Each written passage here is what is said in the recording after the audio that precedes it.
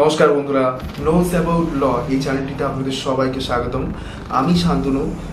আপনারা এই চ্যানেলটিতে সাথে থাকুন, পাশে থাকুন এবং আমরা আজকে ডিসকাশন করব কনস্টিটিউশনের প্রথম আর্টিকেল, ফার্স্ট আর্টিকেল থেকে চতুর্থ আর্টিকেল পর্যন্ত, 1 থেকে 4 আর্টিকেল পর্যন্ত, the union and it's territory.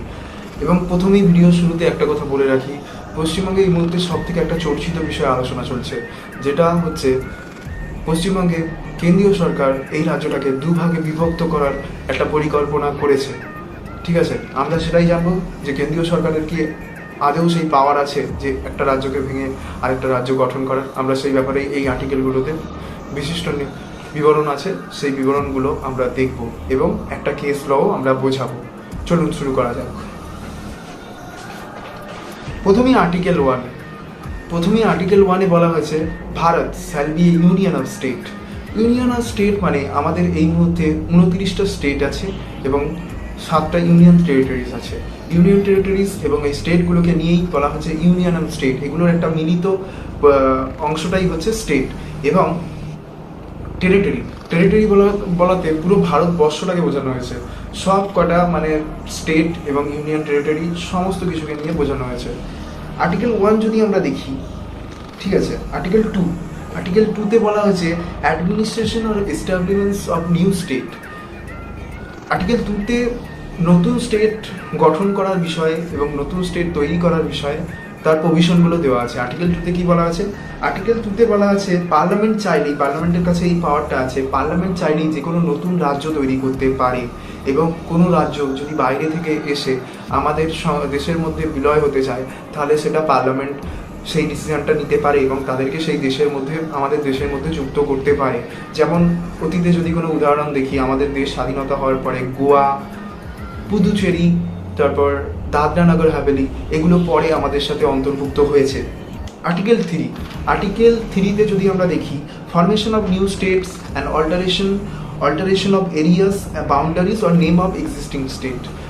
Formation of new state মানে পার্লামেন্ট, আর্টিকেল 3 পার্লামেন্টকে এই পাওয়ারটা দেয় যে পার্লামেন্ট চাইলেই নতুন কোনো স্টেট গঠন করতে পারবে এবং যে কোনো স্টেটের বাউন্ডারি অল্টার করতে পারবে, মানে বাউন্ডারি যে কোনো রকমের ভাবে চেঞ্জেস করতে পারবে এবং বাউন্ডারির মধ্যে বিভিন্ন রকম ছোট কি বড় সেগুলো সমস্ত কিছু করতে পারবে এবং স্টেটের নাম চেঞ্জ করতে পারবে এবং একটা স্টেটকে ভেঙে দুটো স্টেটে ভাগ করতে পারবে। সেটা পার্লামেন্টের আর্টিকেল 3 আন্ডারে পার্লামেন্টের ফুল পাওয়ার আছে, ইউনিটারি পাওয়ার বলতে গেলে, মানে একচ্ছত্র পাওয়ার পার্লামেন্টের সেটা আছে।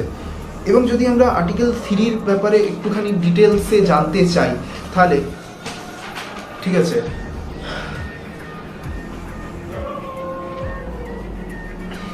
এটা করতে গেলে আর্টিকেল 3 যদি পার্লামেন্ট করতে চায় তাহলে পার্লামেন্টের দুটো কন্ডিশন আছে। সেই কন্ডিশনগুলো কি কি? 1, প্রেসিডেন্সিয়াল রেকমেন্ডেশন দরকার এবং 2, স্টেটের লেজিসলেচারের পারমিশন নয়, একটা স্টেটের লেজিসলেচারকে ইনফর্ম করতে হবে যে আমরা একটা নতুন স্টেট বানাতে চাইছি, আপনারা একটা মত দিন। মানে এটা প্রথমে অ্যাজ এ অর্ডিনারি বিল হিসেবে এটা প্রেসিডেন্টের কাছে যাবে, নট এ পার্লামেন্ট পাঠাবে না, সেটা হচ্ছে স্টেট লেজিসলেচারকে প্রেসিডেন্ট নিজে সেই বিলটা স্টেট লেজিসলেচারে পাঠাবে এবং একটা পার্টিকুলার টাইম লিমিট দেওয়া হবে, একটা সময়ের মধ্যে তাদের মতামত জানতে চাওয়া হবে। তাতেও যদি তারা মতামত না জানাতে পারে তাহলে পার্লামেন্ট একসাথে ডিসিশন নেবে এবং যদি সেই স্টেটের মানে সহমত নাও থাকে সেই ডিসিশনের ওপর, ভাগ করার ওপরে বা অল্টার করার ওপরে বা নেম চেঞ্জের ওপরে, তাহলেও পার্লামেন্টের সেই ইউনিটারি পাওয়ারটা আছে যে পার্লামেন্ট সেটার ওপর ডিসিশন নিয়ে পার্লামেন্ট সেই জিনিসটা বলবৎ করতে পারে।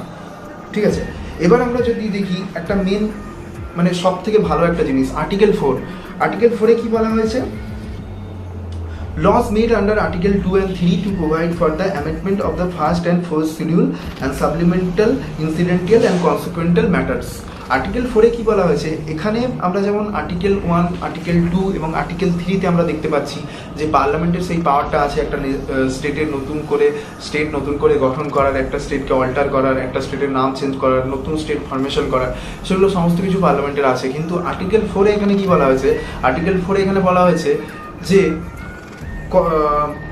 এই যে পার্লামেন্ট এই 2 এবং 3 এই দুটো আর্টিকেলের ওপর যে ডিসিশনটা পার্লামেন্ট নেবে সেই ডিসিশনটার উপরে দিয়ে আর্টিকেল 368 কোনো মতে ধরা হবে না। আর্টিকেল 368-এর মধ্যে দিয়ে সেই দুটো আর্টিকেলের এগুলো যাবে না, কারণ আর্টিকেল 368-এ কনস্টিটিউশনকে অ্যামেন্ডমেন্ট করতে হয়, কনস্টিটিউশনকে, সংবিধানকে সংশোধন করতে হয়। কিন্তু এই যে 2 এবং 3 আর্টিকেলটা প্রয়োগ করার জন্য পার্লামেন্টকে কোনো কনস্টিটিউশন অ্যামেন্ডমেন্টের দরকার নেই। পার্লামেন্ট জাস্ট একটা মেজরিটি, মানে একটা জাস্ট অর্ডিনারি বিলের মাধ্যমে এটাকে করতে পারে। এবং জাস্ট ধরুন member of the parliament have 200 seats.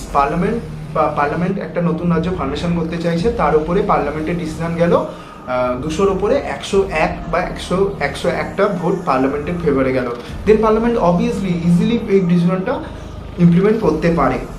Article 4-এ যেটা বলা আছে, আর্টিকেল 4-এ বলছে এটা জাস্ট সিম্পল মেজরিটির ওপর দিয়ে যাবে। এবার যদি দেখি আর্টিকেল 4-এর, পার্লামেন্টকে তো এখানে এক শর্ত দেওয়া হয়েছে যে পার্লামেন্ট চাইলেই কোনো নতুন স্টেট বানাতে পারে, কোনো রাজ্যের অল্টারেশন করতে পারে, বাউন্ডারি, বিভিন্ন রকমের সব কিছু করতে পারে। কিন্তু আর্টিকেল 4-এ যখন আমরা একটা কেসের কথা যদি আলোচনা করি, বেরুবারি কেস 1960, বেরুবারি কেসে কি হয়েছিল, তখন ভারতবর্ষ স্বাধীন হওয়ার পর ভারতবর্ষের দুটো ভাগ হয়, একটা হচ্ছে পাকিস্তান অ্যান্ড ইন্ডিয়া।